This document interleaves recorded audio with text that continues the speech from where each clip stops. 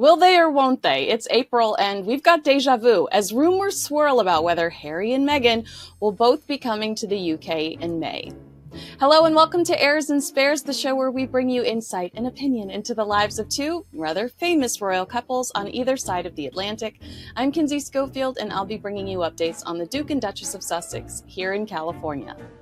I'm Dr. Tessa Dunlop and I will bring you all the news, or no news, on the Prince and Princess of Wales.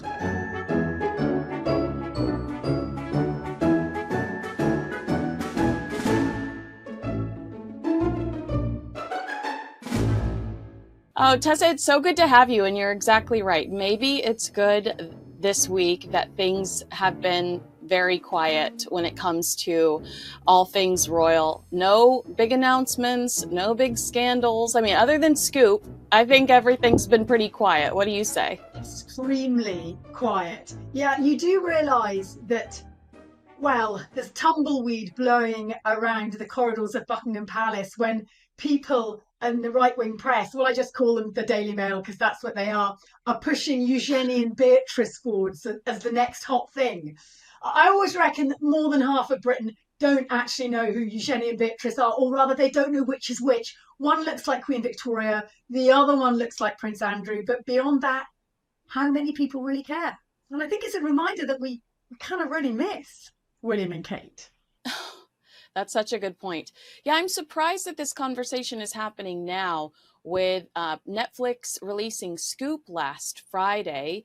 This is the scripted story about Prince Andrew and how BBC secured their Newsnight interview, because there is a Princess Beatrice scene where she's in the room strategizing whether or not they should go ahead with this BBC interview.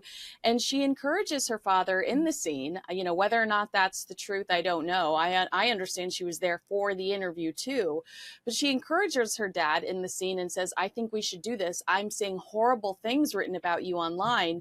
And so how bizarre that right after something like that, where a whole new generation of people are being introduced to the Prince Andrew Jeffrey Epstein scandal through this scripted drama on Netflix. Now they're saying that Princess Eugenie and Princess Beatrice could come back as working royals. I think that they've introduced a whole new world to the fact that they're involved in something so unsavory.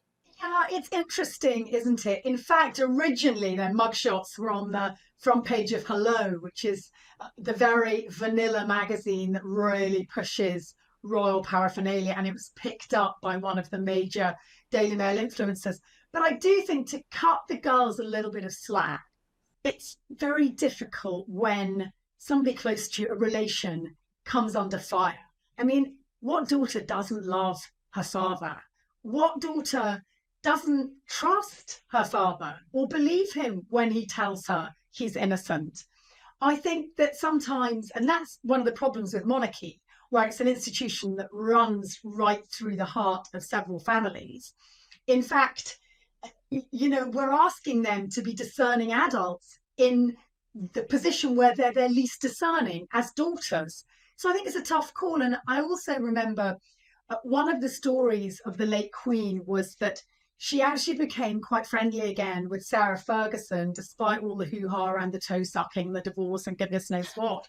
And that was because she considered her to be a great mother and really had a huge amount of time for Eugenie and Beatrice. So while I think they're pretty irrelevant to most Brits, they seem to me pretty decent girls. Or women, I should say.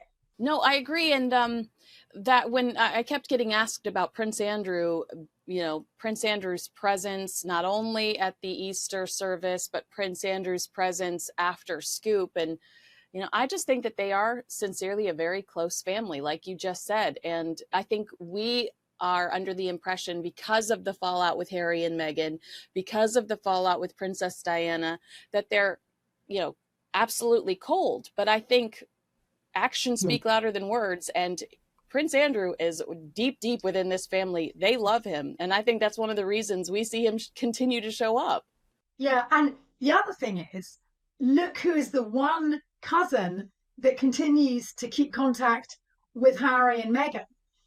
These girls know about forgiveness, they know about redemption, they've seen their cousin attacked, they've seen their father attacked, and at the end of the day, they know who they love. And often we judge people on the basis of how they treat us. And I have little doubt that Andrew was anything other than a loyal father. So in their experience, he's a good man. And I think that's a really tough one. And it's kind of one of the aspects of the royal family that make it so riveting. We expect them to function as a company with a CEO, when in fact they're this bumbling, rather privileged family. And that leads to quite often, weird, unpleasant, unbelievable scenarios in the press. And the Prince Andrew interview was one of them, because he might be a great dad, but he's a bit of an entitled plonker in the public eye. And look how, if William and Kate aren't there occupying the public space, then what happens is we go to those slightly entitled plonkers on the fringes. And that's one of the problems with the two kind of key players being out so long. But Kate's got cancer. What can you do, Kinsey? She's a woman in her early 40s with 3 children and a massive health crisis, and we've got to cut her slack. On the actual news, if you call this news, and I wonder what your opinion is, apparently Tina Gray reckons that they're experiencing intense anxiety because of the prospect of becoming king and queen.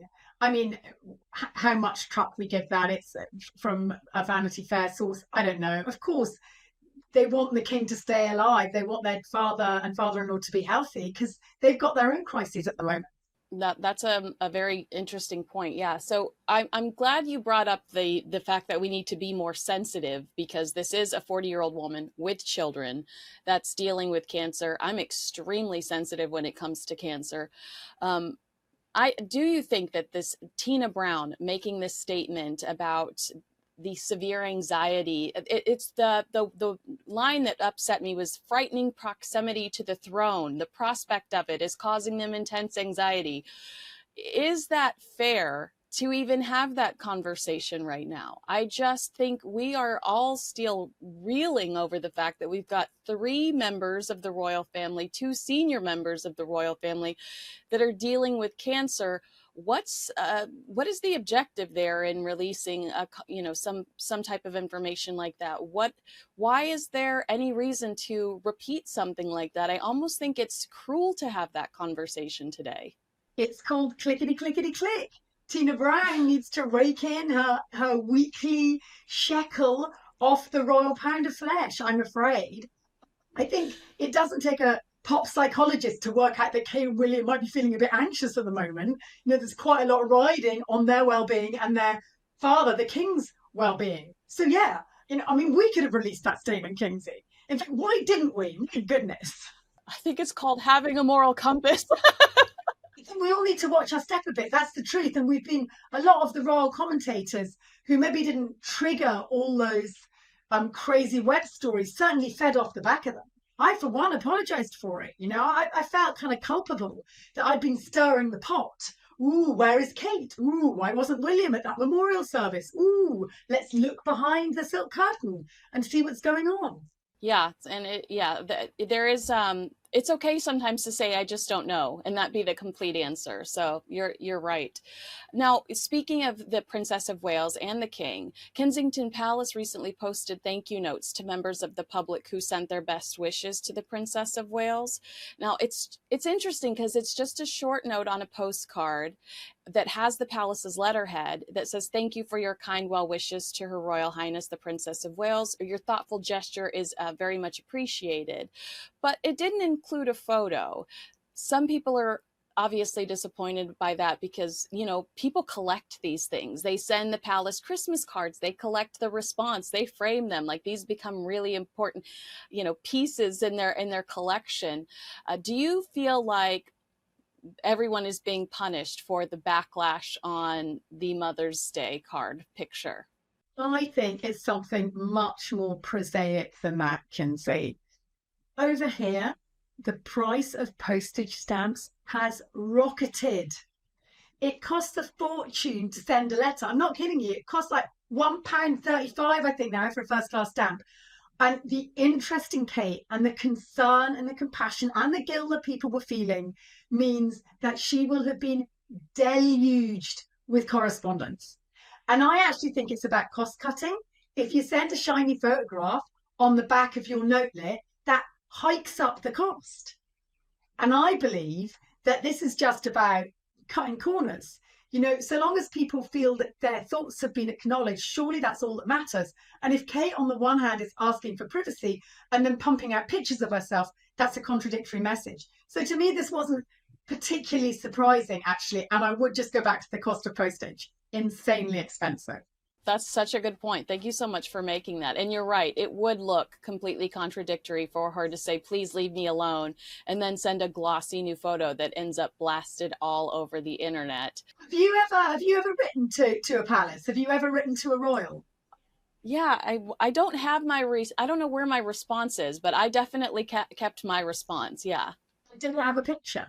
I think of the one that I received was the really cute photo of Catherine, William, and the children all in the tree. So you did get a picture. I only have written to the late Queen.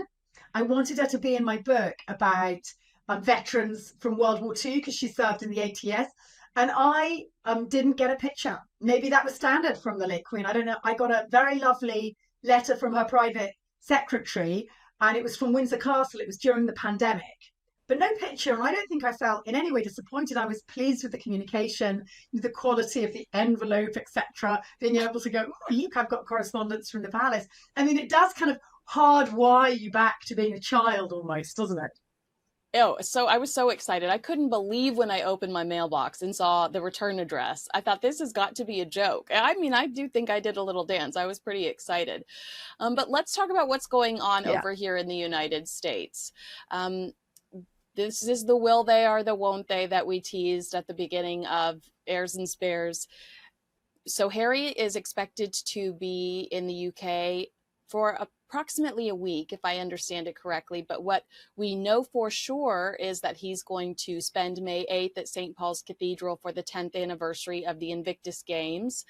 Now the big debate is whether Meghan will accompany him and will they bring the children.